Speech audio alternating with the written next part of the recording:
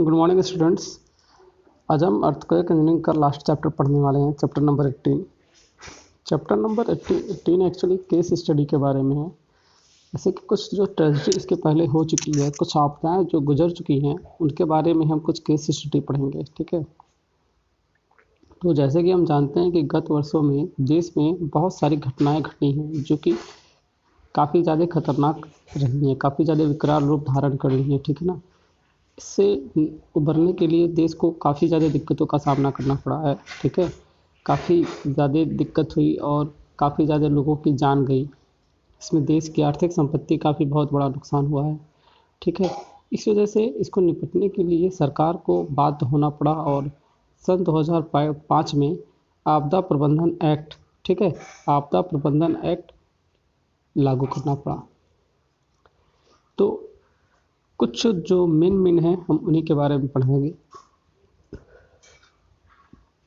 सबसे पहले आता है भोपाल गैस त्रासदी 1984 में, भोपाल गैस ट्रेजेडी। इसके बाद आता है उड़ीसा सुपर चक्रवात 1999, उड़ीसा सुपर साइक्लोन।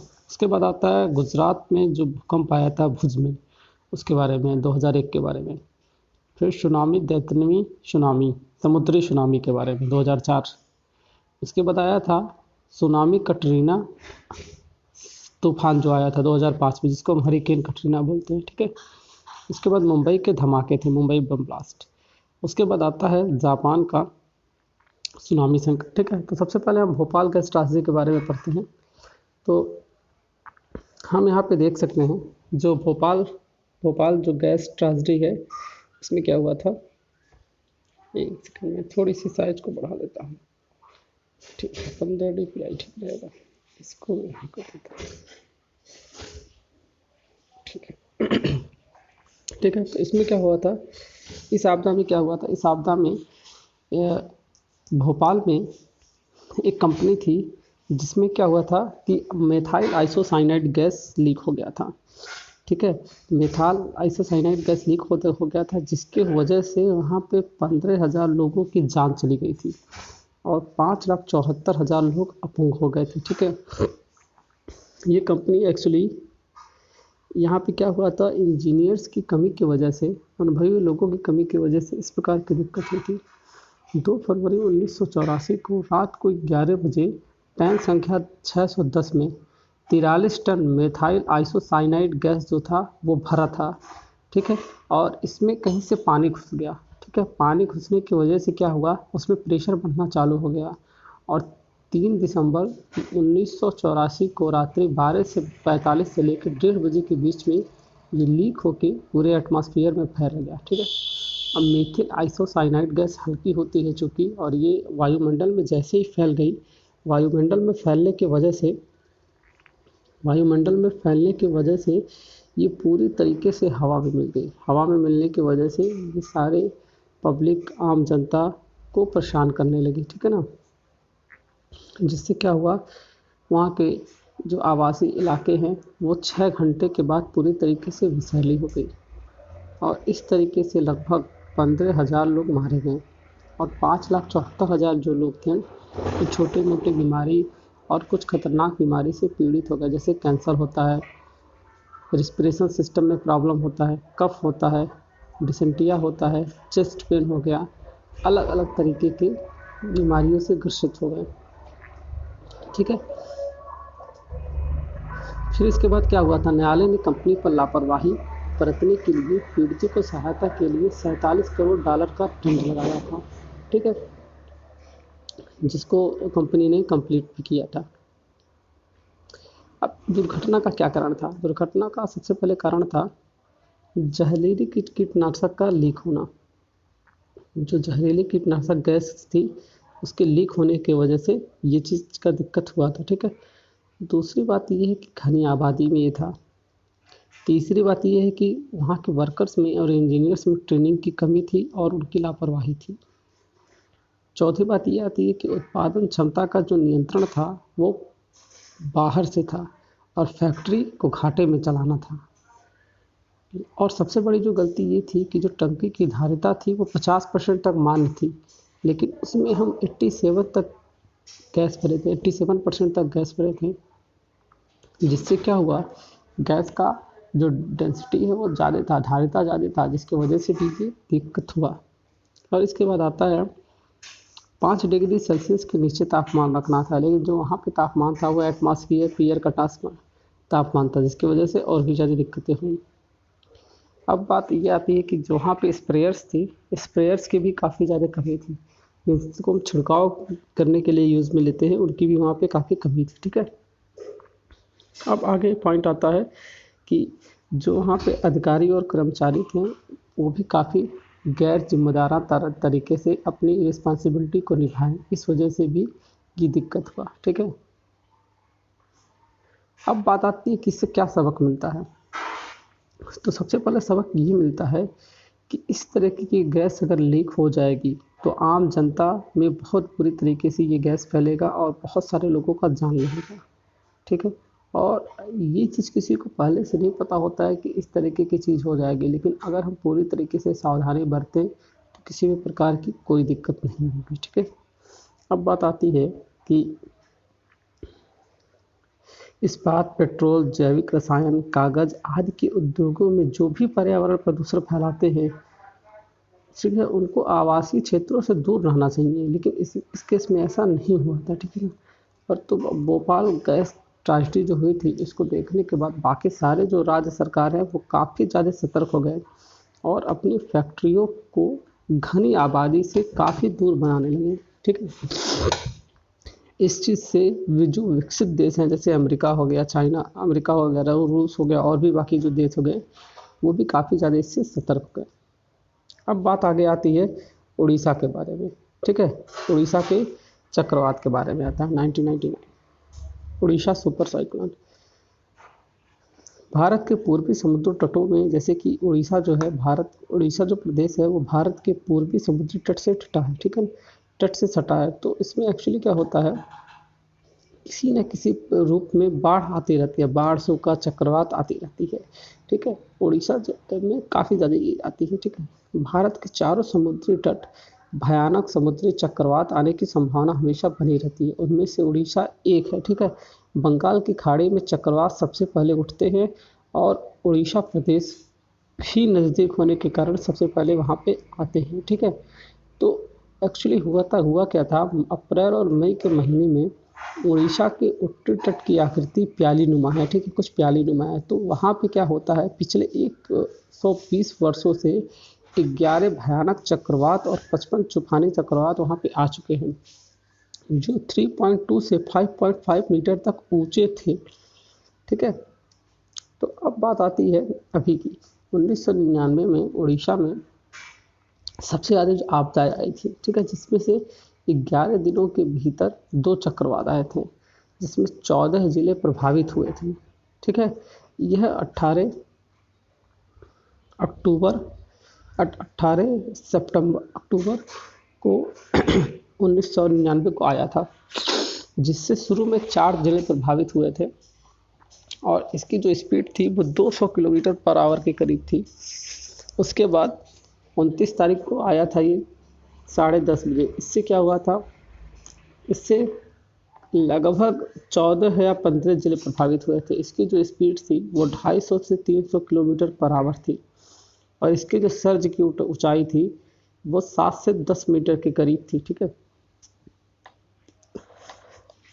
कुल जो गांव प्रभावित हुए थे वो 14,586 कस्बे प्रभावित हुए थे और 16 लाख मकान लगभग गिर गए थे, 16.5 लाख मकान, और 1.5 करोड़ के लोग उसमें फंसे थे। तो आप ये आंकड़ा देख सकते हैं कि 1.5 करोड़ लोग फंसे थे और 16 लाख मकानें गिर गए थे, जिसमें से 4.5 लाख पशु भी मर गए थे और 1,000 के करीब वृक्ष उखड़ गया था और 1,000 के करीब ही रुपये की क्षति हुई थी।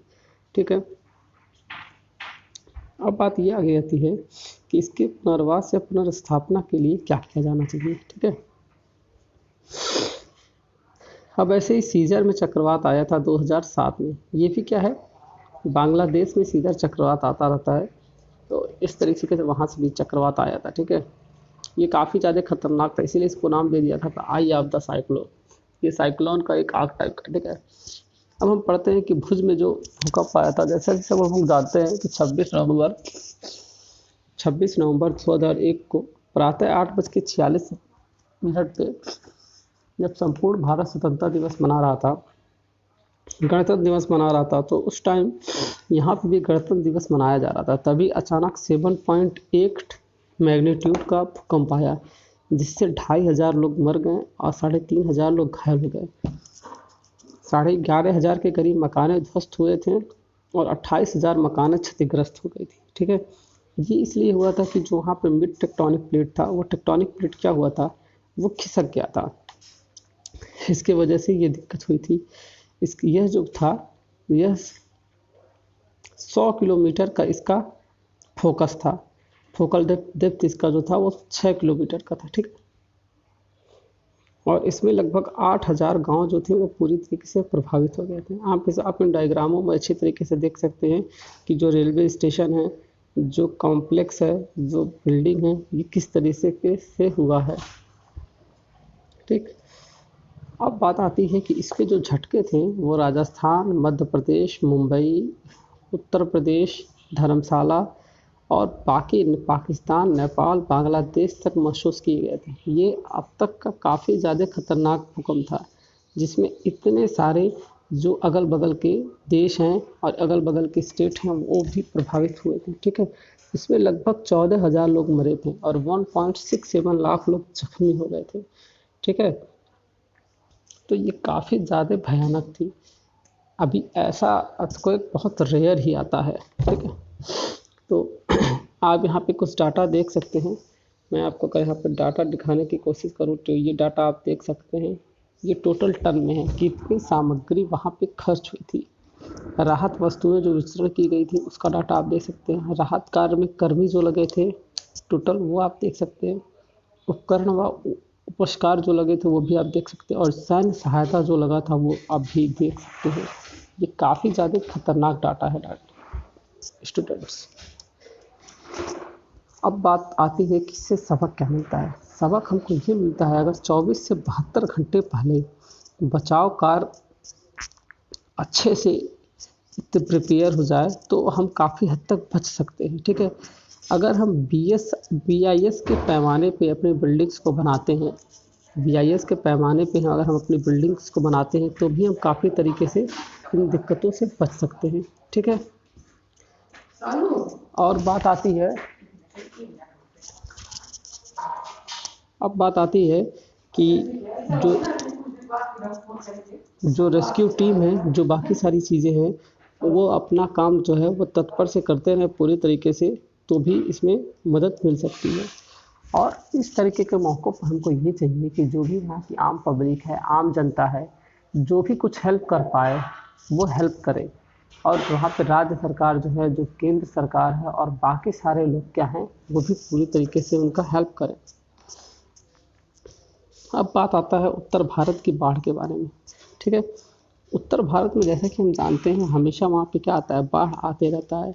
हिंद महासागर, अरब सागर से जितने भी मानसून निकलते हैं वो उत्तर में स्थित हिमालय पर्वत की ऊंची चोटियों को पार नहीं कर पाते हैं, इसलिए वो वहीं के वहीं बरस पड़ते हैं। ठीक है, तो इस वजह से सतलज, यमुना, घाघरा, ब्रह्मपुत्र, ये सारी नदियाँ में भयानक बाढ़ आता है। ठीक है, तो असम में जो बाढ़ तो कंटिन्यूस ही आता रहता है असम में। ठीक है, असम में लगभग 45% वहाँ का एरिया जो रहता है वो पूरी तरीके से 45% वहाँ का जो एरिया है वो पूरी तरीके से क्या रहता है, पूरी तरीके से बाढ़ ग्रस्त रहता है। ठीक है, ये भी कहा जाता है कि जो ब्रह्मपुत्र नदी है उसको ब्रह्मा का पुत्र माना जाता है और ये नदी काफ़ी ज़्यादा खतरनाक होती है। ठीक है, इस नदी से बहुत सारे बाढ़ कंटिन्यूस आते रहे। ठीक है, यह बहुत ही तीव्र गति से बहुत कम टाइम में 5 से 10 मीटर 20 मीटर गहरे पानी भर जाते हैं मकानों में। ठीक है, और 1750 मिलीमीटर से लेके 64-6500 मिलीमीटर तक बारिश बहुत कम टाइम में हो जाती है। ठीक है,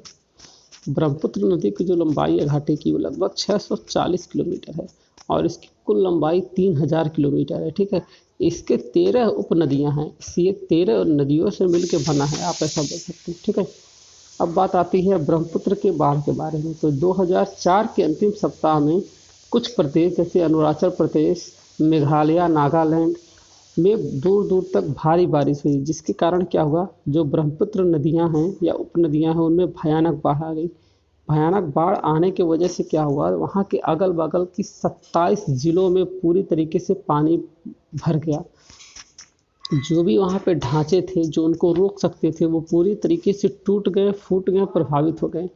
और लगभग 27 जिलों में 10,500 गांव प्रभावित हुए।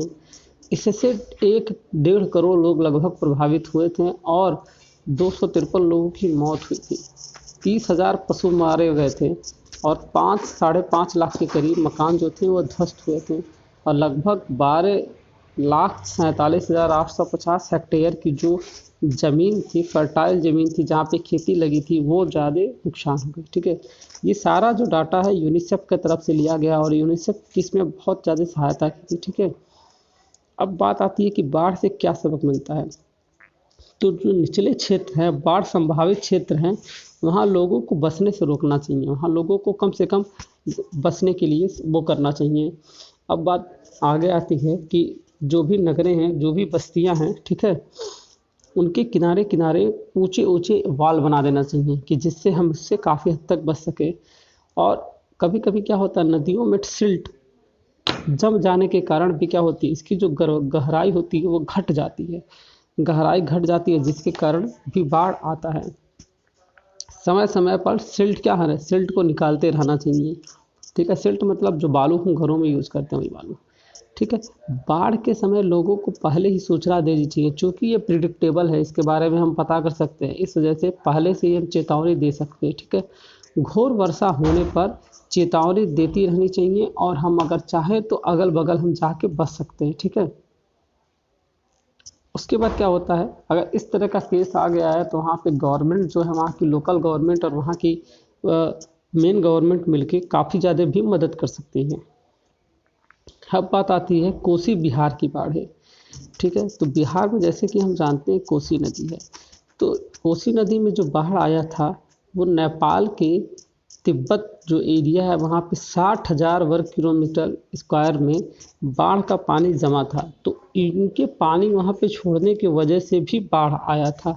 ठीक है, ये पानी जब वहाँ पे छोड़े तो पानी जो थी वो काफ़ी ज़्यादा स्पीड में निकली और पानी के निकलने की वजह से बिहार और उनके अगल बगल के जो इलाके हैं वो पूरी तरीके से क्या किया, इन्होंने बर्बाद कर दिया। ठीक है, इसमें 65 लोग मरे थे, 27 लाख लोग बेघर हो गए थे और 2.75 लाख लोग जो थे मतलब उतनी जो हेक्टेयर ज़मीन थी वो पूरी की पूरी बर्बाद हो गई थी। लगभग 1,000 गांव जो थे इसमें पूरी तरीके से बह गए थे, खराब हो गए थे।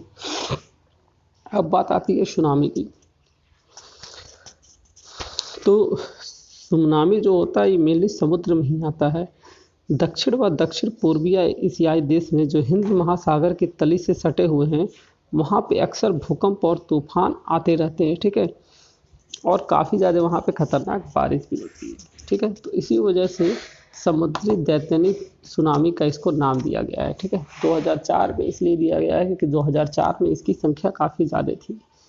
ठीक है, ये जो चक्रवाती तूफान है ये बंगाल में, उड़ीसा में, आंध्र प्रदेश में, तमिलनाडु में और आके बगल बगल में जो सटे हैं यहाँ पे काफ़ी ज़्यादा आई थी। ठीक है, 1881 में बंगाल की खाड़ी में भूकंप के साथ साथ सुनामी आई थी। इसी तरह 1819 में, 1845 में कच्छ की खाड़ी में भूकंप आई थी। फिर 1945 में ओमान की खाड़ी में भूकंप आई थी।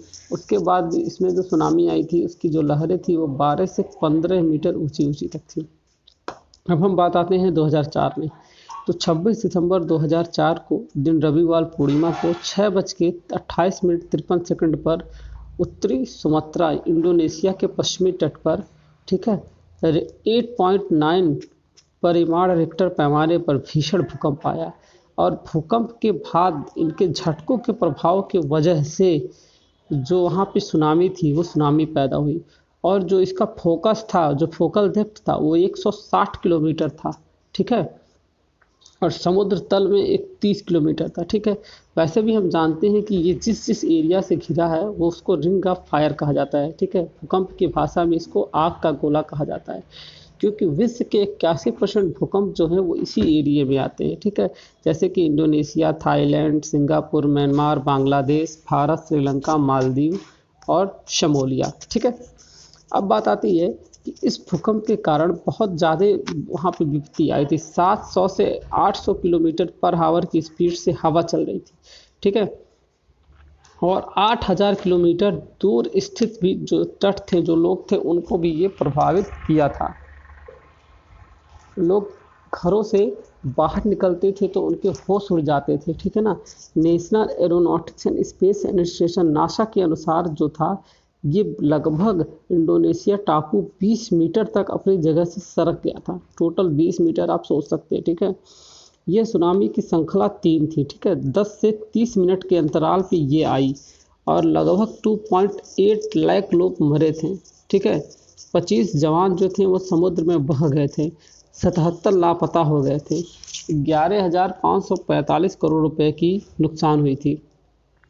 और यही सुनामी 2004 में जब भारत में आई थी तो 12,405 लोग मर गए थे, जिसमें 8,009 लोग मतलब गवर्नमेंटेड थे। ठीक है, 2,80,000 लोग जो थे वो टोटल मरने वाले थे और 27.92 लाख लोग प्रभावित हुए थे। इसमें अलग अलग स्टेट का अलग अलग डाटा दिया गया है। ठीक है ना।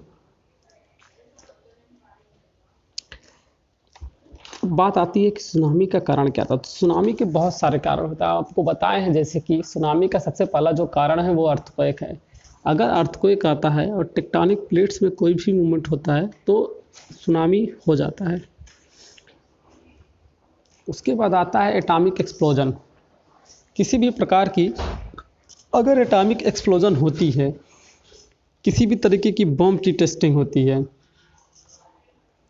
किसी भी तरीके की न्यूक्लियर टेस्टिंग होती है, किसी भी तरीके का हम बम ब्लास्टिंग करते हैं पत्थर बनाने के लिए, किसी भी तरीके के बनाने के लिए, तो इस प्रकार की दिक्कत होनी होती है।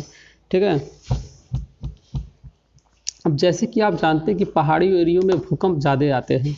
ठीक है, तटीय एरियो में भूकंप ज़्यादा आते हैं, तो इस वजह से भी क्या होता है, ये कंटिन्यूअस सुनामी आता ही रहता है। ठीक है, अब बात आती है कि सुनामी तथा बंगाल की खाड़ी। ठीक है, बे ऑफ बंगाल एंड सुनामी। तो यहाँ क्या है, बंगाल की खाड़ी क्षेत्र में किसी शक्तिशाली समुद्री भूकंप से उपजी सुनामी इस क्षेत्र से सटे म्यांमार, बांग्लादेश, पश्चिम बंगाल में बड़ी तबाही ला सकती है। इस क्षेत्र में गंगा डेल्टा में 6 करोड़ लोग समुद्र तल के 10 मीटर ऊंचाई पर रहते हैं। 60 लाख लोग चटगांव में सीधे वितरण रेखा मतलब रप्चर में फंसे हुए हैं और 1 करोड़ लोग ढाका के कोलकाता में रहते हैं। तो इस तरीके से कुछ डाटा है जो इसके अगल बगल में लोग रहते हैं। अब बात आती है हरिकेन के बारे में।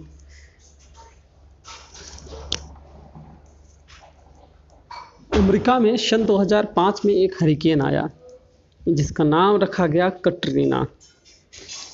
संयुक्त राज्य America, United state of America, ठीक है, ये अपने विश्व का सरदार माना जाता है। ठीक है, ये काफ़ी अच्छा और काफ़ी लीडरशिप कंट्री माना जाता है। ठीक है, 2005 में क्या हुआ था, अमेरिका के उत्तरी तटीय में तथा पूर्वी तटों पे एक भयानक तूफान आया था जिसे हरिकेन कटरीना का नाम रखा गया। ठीक है, और यह इतना खतरनाक था कि इतिहास के पन्नों पे इसका नाम हमेशा याद रखा जाता है।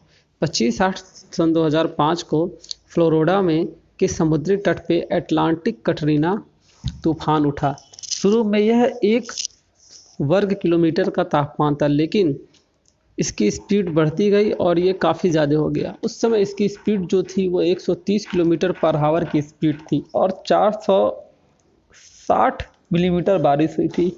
यह जो तूफान है वो 27-8 सन 2005 को मैक्सिको की खाड़ी में भी आया और वहाँ पे इसके साथ 5 के स्केल पे भूकंप भी आया। ठीक है, अब इससे क्या हुआ, इसकी जो लहरें थी वो 250 किलोमीटर पर आवर की स्पीड से चलने लगी। फिर यह बाद में 320 हो गया। ठीक है, और इसकी जो ऊंचाई थी वो 8 मीटर के करीब इसकी ऊंचाई थी। दोबारा यह भूकंप लुइसियाना में आया जिसको फिर वहाँ पे समुद्री तूफान और इस प्रकार से दिक्कत थी। टोटल जो लोग मरे थे इसमें 10,000 से अधिक लोग मरे थे और लगभग 5 लाख लोग चक्रवात में प्रभावित हुए थे। अमेरिका की जो टोटल संपत्ति है वो 2.5 × 10⁹ 2.5 इंटू 10⁹ डॉलर की नुकसान हुआ था। ठीक है, एक और हरिकेन आया था जिसका नाम यहाँ पे डीन दिया गया था, मैक्सिको में आया था तो इसको डीन दिया गया था। ठीक है, उसके बाद न्यूयॉर्क में इसी तरह अमेरिका के न्यूयॉर्क में इसी तरह सैडी आया था। ठीक है, इससे भी काफ़ी ज़्यादा नुकसान हुआ था। अब बात आती है मुंबई बम ब्लास्ट के बारे में। तो जैसे कि आप सुने थे, मुंबई के ट्रेनों में सीरियल बम ब्लास्ट हुआ था। सीरियल बम ब्लास्ट का मतलब कंटिन्यूअस एक के बाद एक लगभग 7 जगह अलग अलग बम ब्लास्ट हुआ था। तो 11 जुलाई सन 2006 को 6:24 से 6:35 के मध्य में उपनगरीय ट्रेनों के अनेक 7 डिब्बों में बम धमाके हुए थे, जिसमें 209 यात्रियों की जान गई थी और 714 लोग बुरी तरीके से घायल हो गए थे। ठीक है,